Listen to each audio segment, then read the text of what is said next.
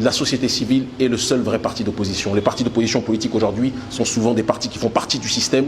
Et donc il faut que la société civile puisse se constituer suffisamment en force, organisée, structurée, en faisant taire les égos pour que les voix les plus audibles puissent être les voix qui se présentent aux élections. Il n'y a pas d'autre choix, sans quoi on ne pourra pas avancer. Pour l'instant, les partis politiques des caciques d'opposition font partie du problème et pas des solutions. Et c'est ce qui entraîne que les dictateurs continuent à diriger nos pays, même si ça ne se fera pas ad vitam aeternam, nous le disons là aussi.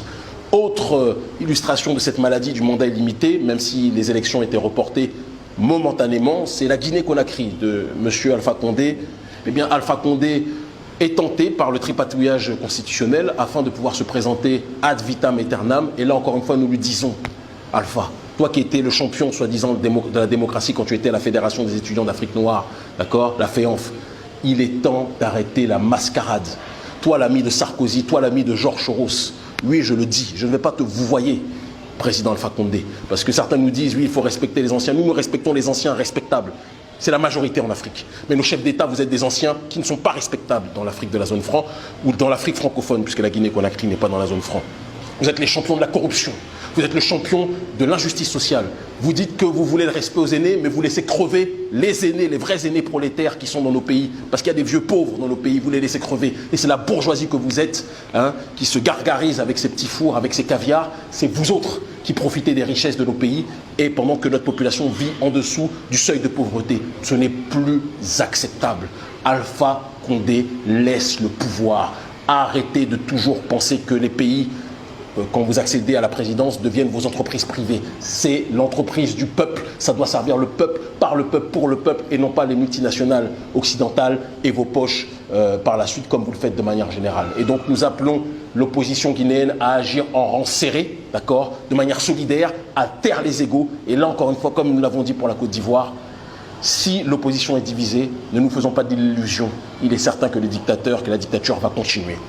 Donc il en va de notre responsabilité. On dit toujours qu'un groupe ou une civilisation n'est détruite par l'extérieur que si elle est rongée de l'intérieur. Il est temps que l'on soit soudé sur ce terrain-là pour que l'on puisse avancer. Et je conclurai ma réflexion, parce qu'on m'attend, par une petite note en ce qui concerne l'autre maladie. J'en parle souvent, mais c'est une réalité, qui est la jalousie, qui est la convoitise, qui est l'envie, qui est la calomnie qui existe dans la population. Il y a des gens, ce n'est pas la majorité, il ne faut pas non plus essentialiser parce que notre peuple est un peuple digne et profond, mais il y a des gens qui sont malades dans notre population.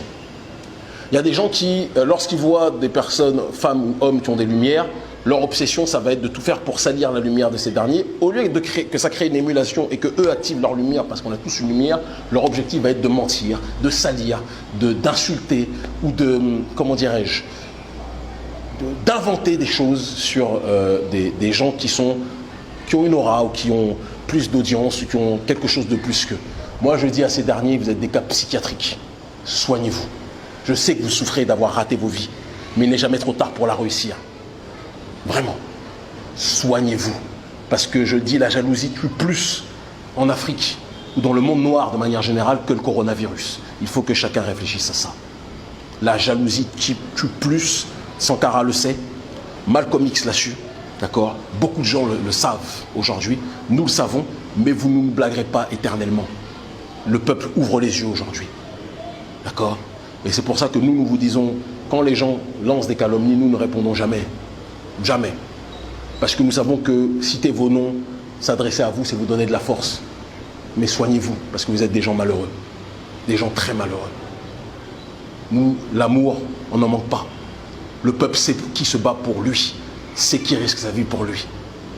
Et vous qui êtes malade là, je vous en supplie, pour vous, pas pour nous, soignez-vous. On vous aime. Que la paix soit sur vous. Ils finiront par comprendre. À très bientôt.